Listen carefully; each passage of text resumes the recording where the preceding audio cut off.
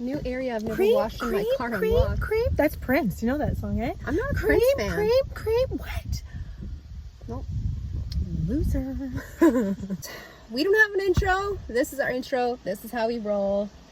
Every week we just pick a random topic.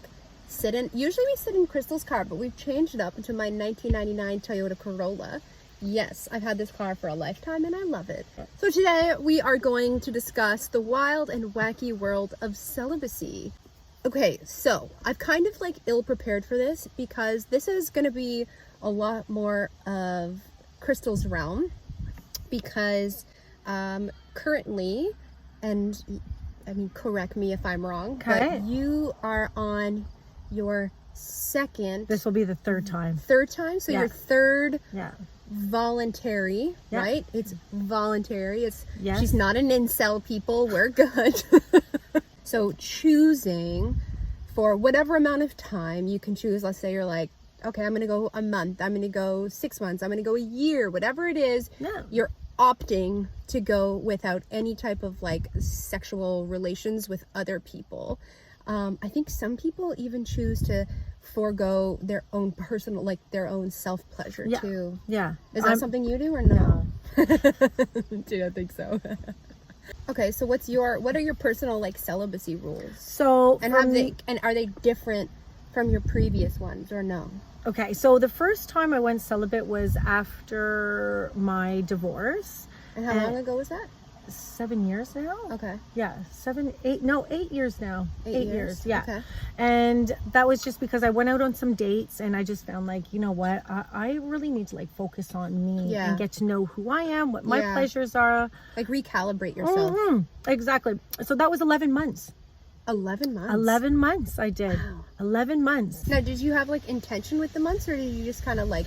I was really diving deep into the spiritual realm for myself. Okay. I was training with shamans and a tantrika, and I was like that part I really liked. So you didn't have like a designated like, okay, I'm gonna do 10 months, I'm gonna do... No, I didn't. It was just I just free flow. Okay. And that's what I'm doing now again. Okay. Free flow. Yeah. And if like I've been out on some dates like with some people in the past month, and I've been very clear to them that I'm celibate now.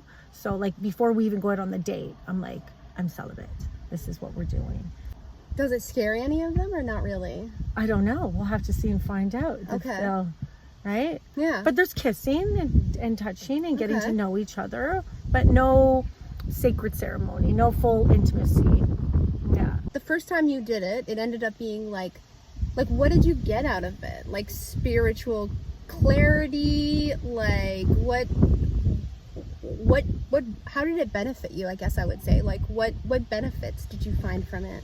For my own self, for me, it was to get clear with myself and to actually really like start knowing my body, because spiritually everybody's a reflection of us. Okay. And I kept on thinking, okay, I'm attracting better. Like, let's not even say better. I'm attracting what I want more within each man, like that I was dating, but then it's not still there yet. And I'm like, okay, if they're a reflection of me, then what do I need to look at? Okay, so you were like focusing on calling in something that you feel like you needed or wanted by taking out like other noise. Yeah. Okay, interesting. Yeah. Okay, so for you, it's like you like to go without intimacy. Yeah. Because it helps to kind of get you really honed in on what you actually want outside of just intimacy. Like, do you feel like it brings you clarity in other parts of your life too? 100%.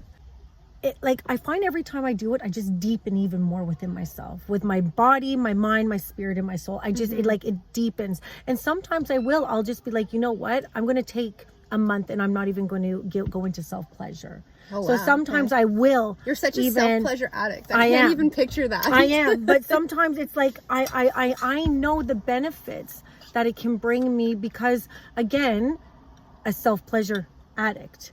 Right. Yes. So it's one of those things. Like, remember I told you when you and Papa Nate bought me that toy, I was like, I got rid of those toys because I was addicted to them. Look at how hairy my knee is. I've been noticing. My knees are so hairy myself right now.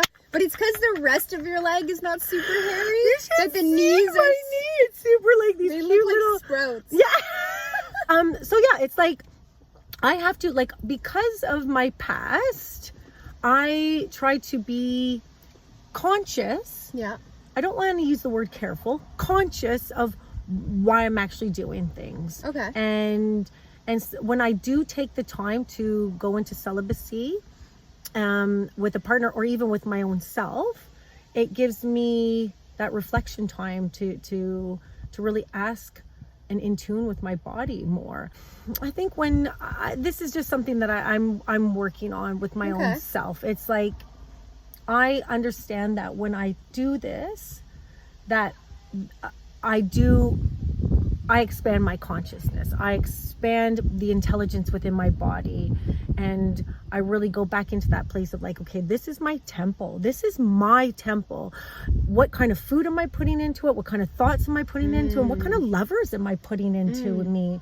Because energetically, if we take on a bunch of different levers, you're taking on their past levers as well. Yeah. You're taking them on energetically. And do I want to put that energy in me? So we have to think about that and be conscious of that. And sometimes when you're in a place of just numbing yourself out, you forget, and then you think, oh, why don't I feel good? Why didn't that feel good? And why do I feel like shit afterwards? It's like, well, you didn't take your time to get to know the person. Yeah.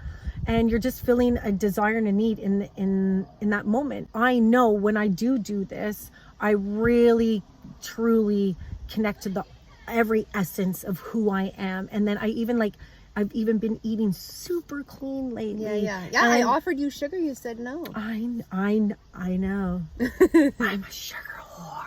You are a sugar whore. I am a sugar whore. I go through times like that too, where like my body speaks really loudly to me about like the food or the stuff that I put into my body. And it's so weird because I'm like, I'll never go back. I'll never eat this way. And then it's weird. It's like, it'll just start innocently. Yes. You know, you'll just start eating like something small. And then eventually you'll just find yourself like eating hash browns at midnight. Yeah. And you're like, how did I get here? And then you think to yourself like, I am so sorry, body. Yes. Like, there's no way that you want this garbage inside of you. Yes. And then I transition out of it. But it's weird how it's so insidious. It just kind of like makes its way back into your life. That's it. I think it's just because it's quick, it's fast, it's easy. Yeah. And there's that little part of us there's that little ego or shadow or whatever we want to call. It's the same as like unconscious intimacy, right? 100%. It's so similar. Here's the thing that I wanted to bring up to you. I've been thinking about this lately because when you are in a long-term, like a good long-term relationship, okay? I don't want to get into the mess of icky relationships, okay? No. So like a good long-term relationship. Conscious, healthy. Super conscious. You communicate really well. Yeah. No flex, but that really is my relationship. So... Because you guys have worked hard. Oh yeah, we like worked this. It just wasn't like. Let's not get it fucking twisted out there, everybody. They constantly work every single day on their shit. Yeah, that's why it's so successful. Yeah, you have to do the work. You have to do the work. You have to do the work. I was thinking about it, and it's interesting. I feel like there's times where for no reason really, like I could point to reasons, but then I think about it and I'm like, well, those reasons are here during this time or this time. There will be times where I really don't want to engage in intimacy, and sometimes I really do feel like I want to go through kind of like a celibate period in my long-term relationship. But those are, first of all, it's really hard to even acknowledge that you're going through a phase like that. Right? So I'll start questioning myself and be like, oh, what's wrong with me? Why am I being so weirdly asexual? Right? And then I kind of start feeling frustrated at myself. But when you started talking about celibacy, and I was kind of thinking on it, and like I said, we haven't had time to talk, right? So this is our first time even discussing this. Which is great. It's like, it really makes me think about like, how many times I've done that to my body. Like I've forced my body into having intimacy, and it was nice and everything, right? Yeah. But forced my body into having intimacy. Again, I'm in a very good communicative relationship. Like if I didn't, like I don't ever feel pressured or anything like No. you know, I will then engage in intimacy and it just doesn't like feel right. Like I'm kind of going through this phase right now, actually, which is funny that you're doing this celibacy thing, because really I'm like, I don't feel turned on by things right now. My head's not in a sexual space. I definitely feel sensual. I still love all of my sensual things. And I love building up desire and all of that. But to actually physically engage in intimacy right now, like right now specifically, it doesn't, like, it feels a little bit off. It doesn't feel like what my body wants to do. And then I started thinking like, whoa, like, what does that look like in a long-term relationship? You know? Wow, what does that look like? Isn't that trippy? That's good. And then I started thinking, okay, and I swear to God, I had this conversation with my husband last night. I was like, babe, because I could tell like where he kind of wanted things to go, and I was like, could we just like engage in like desire? Can we just build up some desire? Because like I'm really not feeling this energy right now. And I knew he was like, oh yeah, there's a lot going on and da-da-da. And that's what I was saying. Yes, there is, but there's always a lot going on. Right? It's not that. Sometimes my body's just like, no, I want to, not a break. I need some time for like subconscious, like body, like reflection. If that makes any sense. It does, 100%. Again, I have a good relationship and I can talk to him about this and be like, listen, this is just where I'm at. And you know, and he'll be like, oh, cool. Totally honors that's actually very interesting. Yeah. Right? God bless him. It's interesting to me to think like, I wonder how many times this actually happens for like both people in the relationship. How many times you actually go through a phase where you're like, you don't realize that your body, or I don't even know the right words to use, right? But just needs some kind of reset or something like that. And then you don't give it the time to do that, or you think it's like, oh God, I have all these other things wrong with me. I don't have desire. Like, but you might just need like a reset. You just might need some time just for you. And just to like sit with you. Okay, so let me pull these up. So, okay. Hey, look at what I got, guys. We got some paper notes. I got some paper notes. She loves it. Look it. She loves it when it sounds like here, this. Show them your face. What do you mean? Because I can't get on. So I was going through some stats, and again, this is kind of more of a video slightly focused on women and voluntary celibacy. Okay, we're not going down the deep dark internet rabbit hole of young male incels. Okay, we're gonna do that. That's another one. Okay, so I found this really interesting stat. So so by ages 45 to 49, 40% of single women are celibate.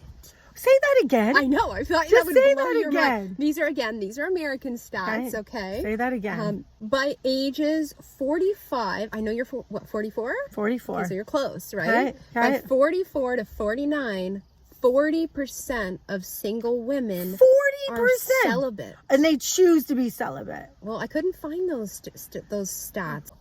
Again, we're not going to get into youth culture about all of this stuff, because that's a whole different kind of bag to unpack. Because there's a lot of different things that go into that. But I'm wondering if some of those things that create like sexlessness in the youth, and by youth I mean like really 30 and under, I wonder if those things also influence this large proportion of women, 45 to 49, 40% of them, that's like basically half.